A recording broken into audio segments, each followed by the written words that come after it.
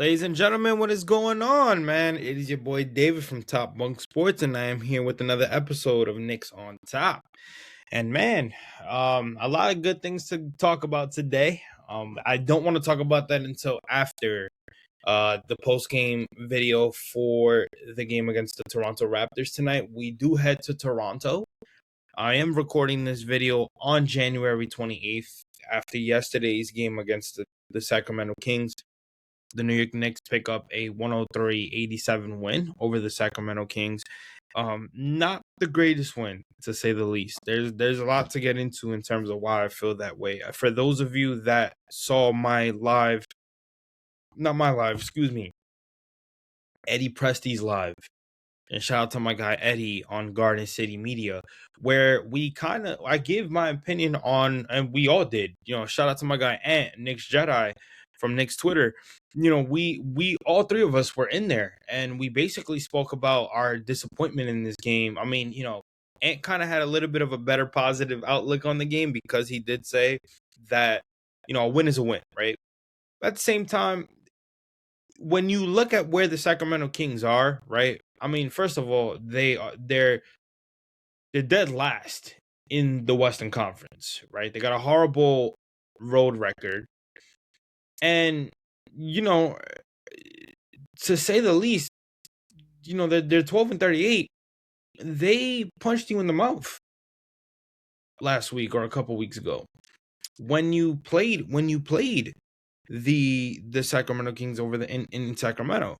So coming into this game, you would have thought that the Knicks would have had a little bit of more hunger. They would have at least been all over this team.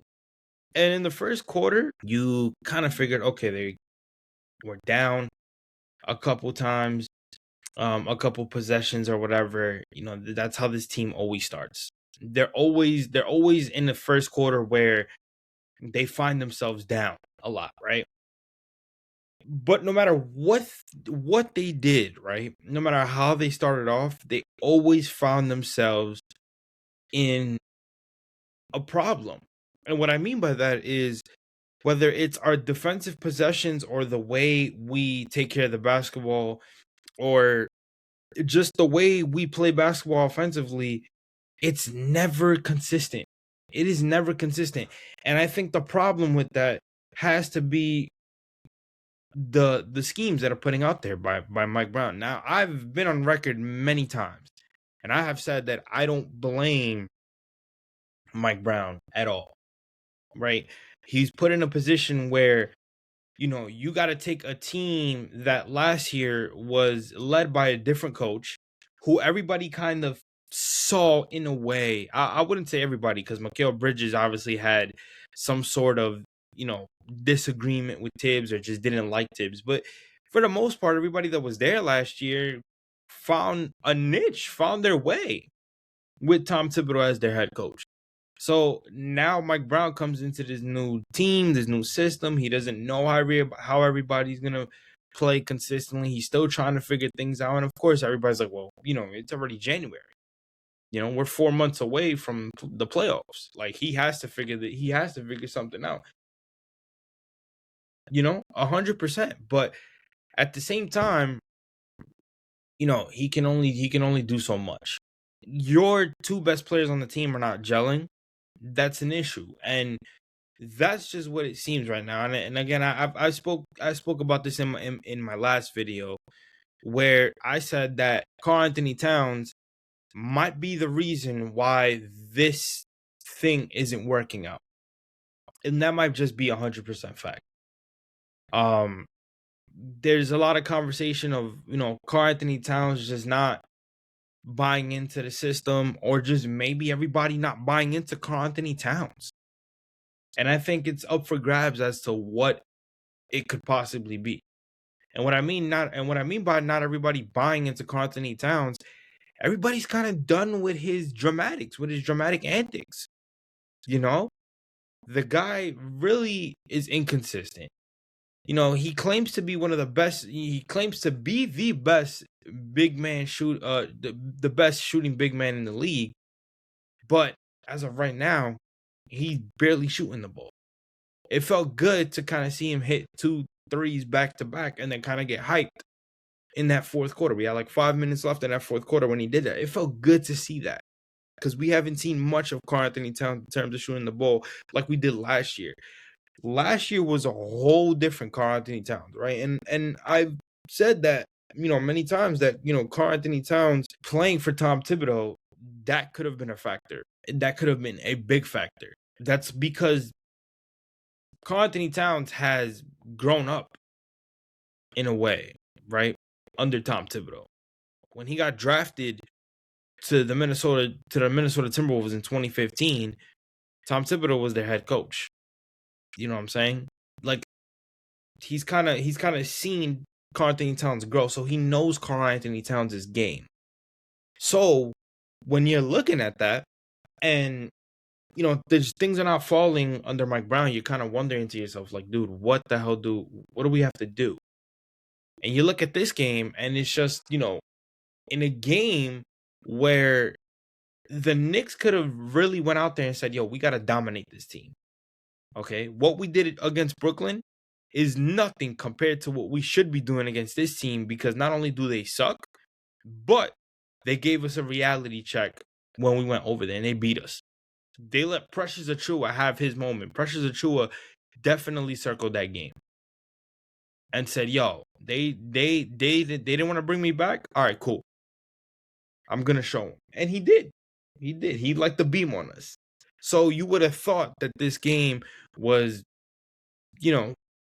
a game where they would have said, yo, we cannot give them any chances.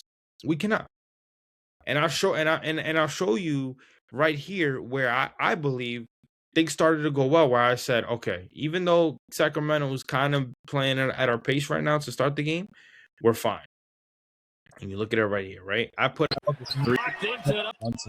ends around Westbrook, kicks it out to Anunoby. He'll take the three, and he knocks it down. What a set. So, again, stuff like that in the first quarter. This was all in the first quarter. This right here. And I said it in my post. You're loving the fast-paced ball movement. Mikal and Cat finding their groove early. Defense needs to be a little better, stronger against a bad team overall like the Kings. At the end of the day, you need to really take care of the teams that, again, in my opinion, that you're better than, but not even that you're better than, teams that really suck, that on paper you should be dominating, and they didn't do that. And again, a lot of it had to do with the fact that they were inconsistent on the offensive side.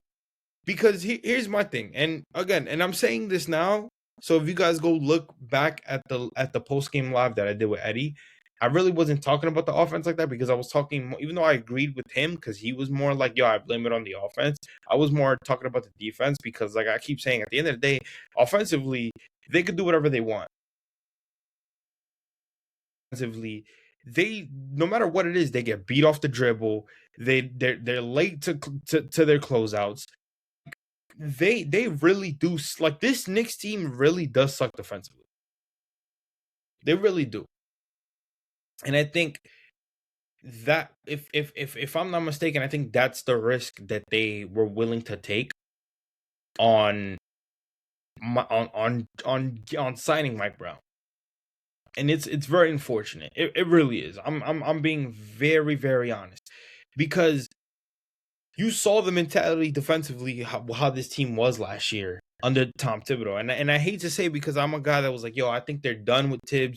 You're 5 years with the Knicks. You don't make adjustments. You saw that in the playoffs against Indiana. At times, you saw it against Boston, even though we beat them. You know what I'm saying? Like, you saw it. You just saw it there. And then to kind of, get rid of that, you let go of that defensive presence, and that's just what it was, man. That's just what it was. I hate to say it, because like I said, a win is a win, and I get it, but it didn't really feel like a great win. It didn't. It honestly didn't. And I think that's a testament. That's not even a testament. Excuse me. I'm using the wrong word. I think that's the issue of this team right now. It's unfortunate, but that's the issue of this team right now. where you're looking at a situation where you're like, okay, we can't even have a dominant win against one of the worst teams in the NBA. But again, it goes back to them not being able to take care of the basketball, them not being able to set their feet on defense, them not being able to get other guys involved like they did in the first quarter. I mean, look, you look at their first quarter, right? 13 to 24 from the field. And then they were horrible from three in the first quarter. 6 to 12. I mean, I wouldn't say horrible, but could have been better, right? 3 turnovers, 14 rebounds. They had 4 second chance points, 3 steals, 12 points in the paint, right? So they were really dominating from the paint. I mean, in the paint. Then you look at the second quarter. Look how everything just switches. 6 of 16 from the field. They were 0 of 4 from 3. 8 turnovers. 0 second chance points. You want to go look? Y'all want to? Let's look at the Kings real quick, because let's look at the Kings second quarter. They were, and the crazy thing is they were kind of worse than us. 9 of 19, 1 of 6 from 3, 6 of 7 from the free, 6 turnovers, 12 rebounds. They have 4. Like, that's the thing, is that they were, it was DeMar DeRozan that kind of got them going in that second quarter. He was a plus 10 in point differential. He had 13 points in the second quarter, right? He was shooting 57% from the field. He was one of 3. He attempted 3 threes and only made 1, but he was 4 of 7 from the field. Like, that's where the momentum shifted. And then then let's go to that third quarter, right? That third quarter, even worse. 6 of 16, 1 of 4 from 3, 5 turnovers, 13 rebounds, 4 assists, 1 block. They had 3 second chance points. They had 1 steal. So again, the fact that they just couldn't find it, they couldn't find anything going. Anything going consistently. And again, they won the third quarter, but do you know why they won the third quarter? Because of Jalen Brunson. And again, that's the fucking problem. Is that there are times where you need Jalen Brunson to fucking do most of it, to save you. They won that game off of Jalen Brunson. Jalen Brunson saved them because the Sacramento Kings were giving it to you for 2 straight quarters, to say the least. They were staying with you the entire way. We went into halftime with a 1-point lead against this team, and it was all because of the collapse in the second quarter. This team needs to be better all around. For a team that has aspirations of making the NBA Finals and winning a goddamn chip, this team needs to be better. And it is absolutely disgusting to say that on a game that they won. Because if you guys didn't see the game and you guys didn't check the box score and you guys went straight to this video, you guys be thinking, yo, did they lose? No, they won. Right? They scored 103 points, which they should have scored more. And I'm somebody that does not like to take anybody easy. But you know what? It's not about taking the Sacramento Kings easy. It's not. It's the fact that they needed to send a message, not only to the Kings, like, yo, y'all ain't what y'all think it is, but it's to send a message to yourselves that, yo, we literally got punked against one of the worst teams in the West on their home floor. Now they're coming here to our home floor. We got to handle business, and we got to handle it right. We got to get our lick back. And although they won, it was ugly basketball, to say the least. It was. And that's the problem. That's the problem. And here's another tweet that this is where, shout out to Mitchell Robinson. And again, I gotta put my post game post up. I'll probably put that with the starting lineup. Just just so people could see it and kind of give a small opinion. You guys will see it here, but I try to stay consistent. So I gotta put that. But again, hints on why I'm doing this video now, and I didn't do it yesterday because I was on the live with Eddie, so it was kind of too much. I had to be up early, super tired. But what you're seeing here is this is a big factor on why Mitchell Robinson deserves to.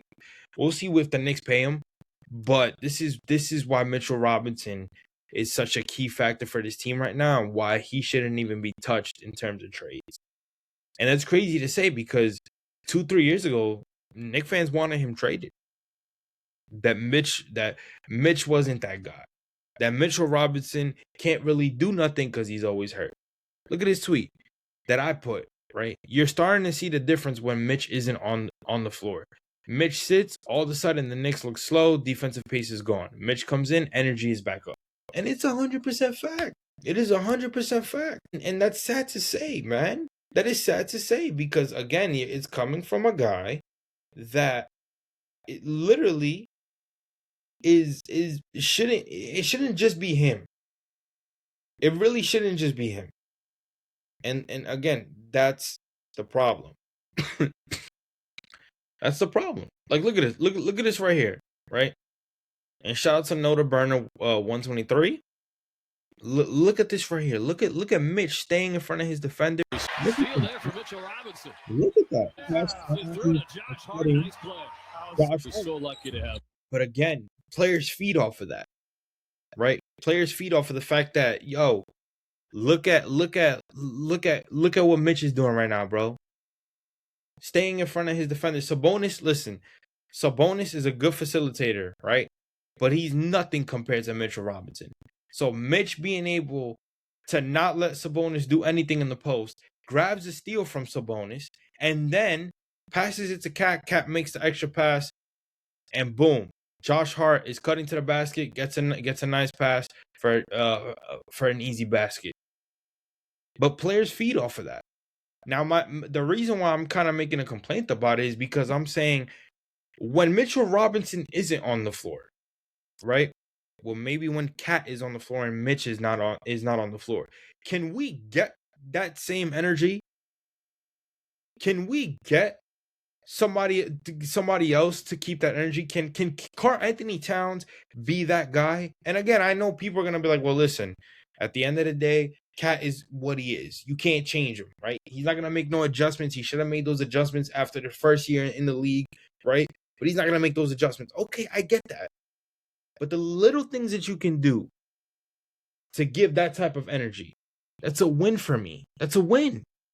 That I respect. So at the end of the day, we can't always rely on Mitchell Robinson to do these things.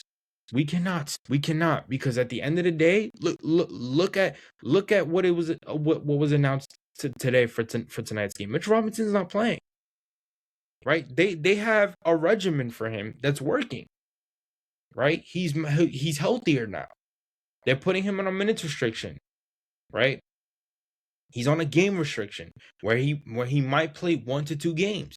And then the third game, he's not going to play. Now, it would have been absolutely amazing to have Mitchell Robinson available for this game tonight against the Toronto Raptors, considering where we are at with the Toronto Raptors within the standings. But this is a moment for Karl Anthony Towns to really step up and really I love Cat. I hate that I have to keep mentioning him in a negative tone or an upset tone. But again, he's very inconsistent right now. And as a number 2 option, the way he's playing, he should not be doing this. We have not seen Cat of 2025. And that's the issue. That is the problem. That is the problem. I know I have him. This right here is where he kind of got. The Knicks have to win the turnover battle if they want to win this game in the fourth. Here's Towns for 3. He starts to get hyped. He's made a couple of. At the end of the day, that's what he's missing the most. It's his shot. It's his shot. It's the fact that he hasn't been able to shoot the ball and hit his shots consistently. Cat's been trying to drive more, which I've always said. I was like, listen, if Cat can develop the post up move, and not have to drive to the basket looking like a wild dude that's never really played basketball consistently like that. He would be even much better. His defense is his question. I completely understand that. I get that. But at the same time, it's like, you at times they're gonna go in and they're going to they're gonna try to close that option for you, right? They're reading the book on you, and that's just what it is. They know that, you're a really good 3-point shooter, so they're gonna take that game away from you. And shout out to my guy Ant, who said it on Eddie's postgame live yesterday. They're gonna take away that option from you, where now they know that you struggle driving to the basket. So now they're gonna have you drive to the basket, and you're gonna create all the hook thing that they've been calling a lot. They know that you struggle with that, and that's just what it is. So if he can make those adjustments, trust his shot more, and just be smarter with the basketball, especially in games like this, in these big must-win games, I think the Knicks will be much better. If he can set better picks for Jalen Brunson at the top of the key, right, or at the wing, wherever Jalen Brunson's at behind the 3-point line, roll off, right, get into a post-up position, or just roll off and cut straight to the basket, right, or set off-ball screens when he needs to. Get everybody else moving. Do the little things that matter. Cat would be fine. And those are things I know he can do. It's just how much are they implementing it for him, and how much it's gonna work. And that's the situation.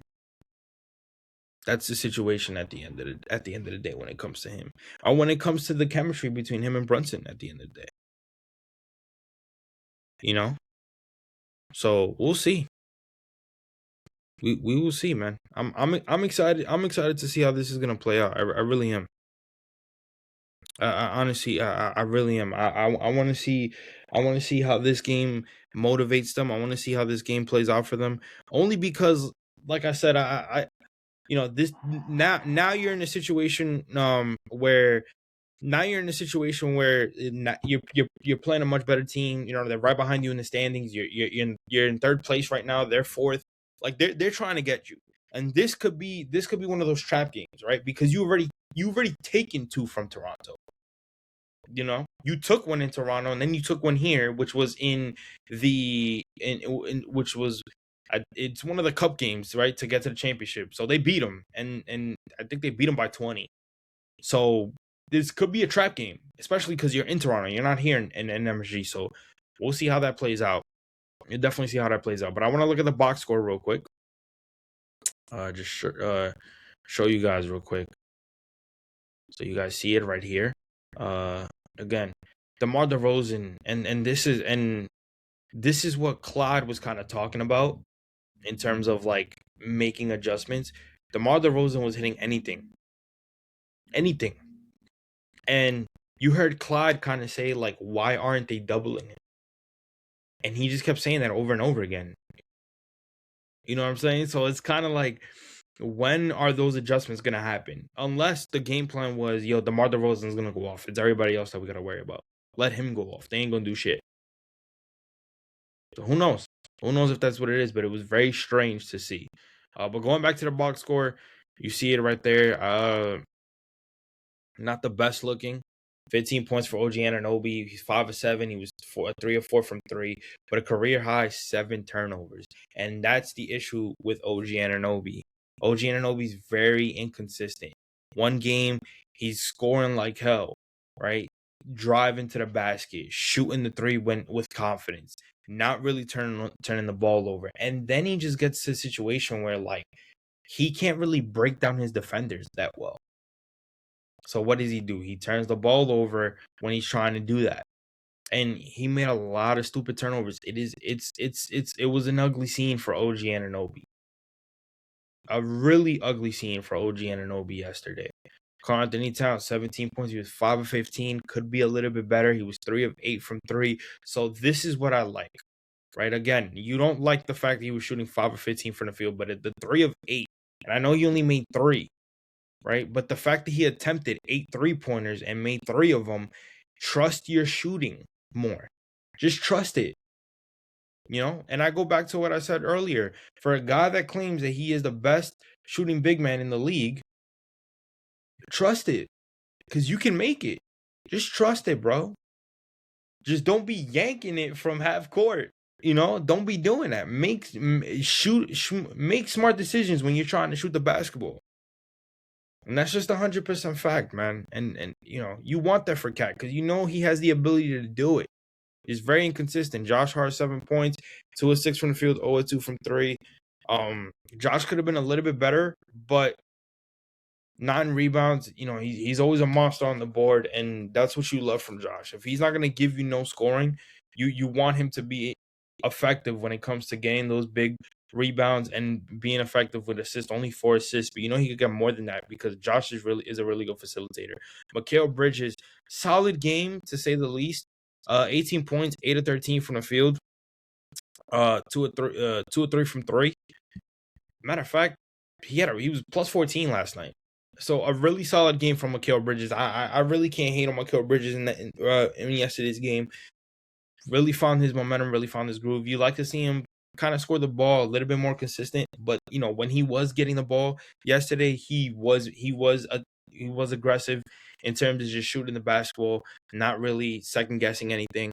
You want to see more of that from Mikal, and I think that's a little bit of the frustrating part, is that you get this game yesterday, but then if possible, he comes into the game in a game like this, and he's nowhere to be found. He's a ghost. And I think that's the issue with OG Anunoby. And then obviously Jalen Brunson putting the team on his back once again. 28 points, 9 of 17 from the field. He was 4 of 8 from 3. He was very good from the line. 3 rebounds, 4 assists, only 2 turnovers. He was a plus 17. It was a plus 17 in this game, where Mitchell Robinson, I think everybody would kind of say that he was the star behind Jalen Brunson. I mean, look at this. So he played 27 minutes, only 7 points, but he was 3 of 5 from the field. Right, he made 1 of his free throws, 13 rebounds, with 6 of them being offensive, 2 steals. He was a plus 25, had the highest plus minus on the team. Mitchell Robinson is very effective. Mitchell Robinson knows what to do. Mitchell Robinson knows his game. Mitchell Robinson knows when he affects people. And it's a beautiful thing. It's 100% a beautiful thing, and I love it. I absolutely love it. And I love it for him because, again, I was one of those guys who was like, yo, we got to trade Mitch. The dude's never healthy. And they finally found a regimen with him to stay healthy. I absolutely love it. But that is your box score of the game. I mean, again, I would say the ugliest quarter was this one right here. You were outscored 25-16 in the second quarter, and you let Sacramento come back. The entire third quarter was neck and neck, as you see right here. And then obviously the Knicks pulled away with some scoring from Karl-Anthony Towns, Jalen Brunson taking over, and some fast break dunks by OG Anunoby. But they were able to find a little bit of groove in that fourth quarter. But again, that should have been the entire game. You got to hold this team accountable when you can. It should have been the entire game. And because it wasn't, that's a problem. So, other than that, it wasn't pretty. It wasn't pretty. It was super ugly. They got the win. You learn from these games. But hopefully, this game and the games that they've been losing are they set up for they motivate them, right? You would hope that they motivate you to go ahead and really, really prepare yourself for games like this, where it's like, all right, now we're not playing one of the worst teams in the league. We're playing a Toronto Raptors team in their crib that is literally right behind us in the standings. And that's just the honest fact. It really is. So I want to play some post-game videos before I get out of here. I think they're very important. Mitchell Robinson, like I said, one of the second, in my opinion, the second best player in this game, excuse me. Actually, before we get to that, let's look at Mike Brown. Let's look at his opening statement. Second. I don't know. I tried to put it up there and it wasn't showing. Okay, here we go. Okay, there you go. So again, showing a lot of credit to Mitch. Sorry for that confusion, guys. I thought I had I thought I had played it. I thought it was up there. Okay. Now here's Mike Brown talking about Cat, and I think this is very important because he did bench him in the last couple minutes of the of the fourth quarter, where Cat really didn't seem to have a problem with it, but here he is talking about that. Yep. Okay. So again, making those tough decisions, being able to just trust the guys that are playing well. And again, I think Cat respects that. Cat understands. Like, listen, in the moment, if I'm not playing well, and this group that you have are playing well, and we need a win overall, do it. This is your moment to do that. Okay, so here's Mitch talking about the Knicks turnaround, especially on the defensive side. I agree, but again, communication is something a lot we were questioning in the very beginning of this in the very beginning of the season, right? In terms of like everybody just kind of playing for themselves. Well, again, that's what I spoke about earlier, where they found this regimen for Mitch. You find this regimen and it's working, and he likes it because not only is it a positive on the team, right? Because of how he's affecting the team in a positive way, you're seeing it, but also because of the fact that he's staying healthy, and we know that when he's healthy, he does so much. I mean, shout out to KFTV. They call him the blockless monster. I think that's what it is. And again, being able to get key rebounds, put back dunks, being able to spread the floor when he's on a pick and roll situation. So much that he does when he's healthy. And now that they found the regimen for him to stay healthy, where it's like, all right, you don't have to play every day, because we know if you do play every day, there's a risk for you to possibly get hurt again. Where you play maybe 1 or 2 games, we'll sit you out maybe 1 or 2 games after that, so that way your body can heal up and you stay healthy like that. And I love it, and the fact that he's okay with it. It's big. It's big because again, it just shows his I guess his not I wouldn't say leadership, but his sacrifice for the team. I don't know why I had a brain fart on that one, but yeah, that's what it is. I love it. Again, there's there. I hope that's consistency going into tonight. So here's Cat talking about Mike Brown. You love to hear it. You love to hear it. You love to hear it. You just you kind of feel for it because he wants to be there playing those big time minutes. But he, I hope he does understand that. Listen, I still need to be better. I am a liability on certain things. I'm not playing as good as I did last year, and I've been called out for it. Mike Brown has called them out numerous times. I'm sure Josh Hart, Jalen Brunson, they've had conversations with him about it privately. Like, yo, this isn't the Cat that we saw last year. Like, you need to be better. And I'm sure they've probably had conversations with him and like, yo, let us know what we need to do for you to be better, for you to get better. That's just what it is. This is what it comes down to. Brunson basically acknowledging what I said, that it was an ugly game. It wasn't pretty, but they were able to fight and get the win. This is very important because I think this needs to be talked about. Yep, I agree. This team needs these. Oh, well, I was gonna talk about that in my next video. I kind of showed too much there, but again, this is where this team, if they want to be that team and win this damn conference, they got to pay attention to detail. How they handle the basketball, how they could limit the turnovers, how they could get better shot creation, how Jalen Brunson himself can facilitate the basketball better, in getting his guys involved better. How can he get Cat involved better? You know what I'm saying? Who can be that guy off the on the court that can do things without the basketball? You know what I'm saying? To get everybody else in a better position to score and get more points up quicker. Little things like that. And again, though, that's where Jalen Brunson is talking about attention to detail, to the small things. Because if we pay attention and we address those small things, we can go back to that team that we were when we were in the NBA Cup. We have not seen that team. We have not seen that NBA Cup team. We're still wondering where that team is at. And again, there's still 3 to 4 months left before we hit the playoffs, so they got time to fix that.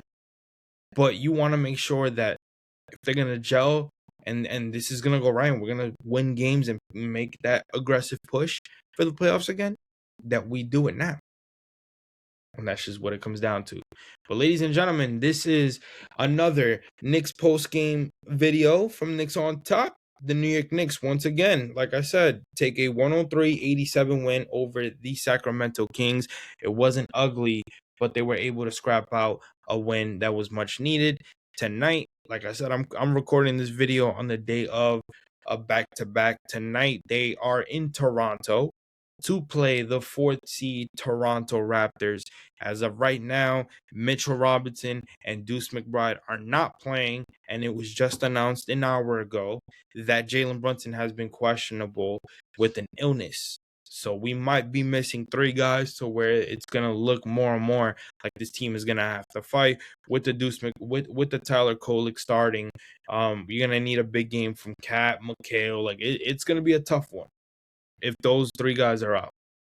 So we'll see how it is. But again, this is another Knicks post-game video. I am your guy, David from Top Bunk Sports. Like I always tell you guys, make sure you guys follow me on X, Instagram, and TikTok at Top Bunk Sports. And make sure you guys subscribe to the Top Bunk Sports YouTube channel. I am your guy, David, and I will check you guys on the next episode. Peace out.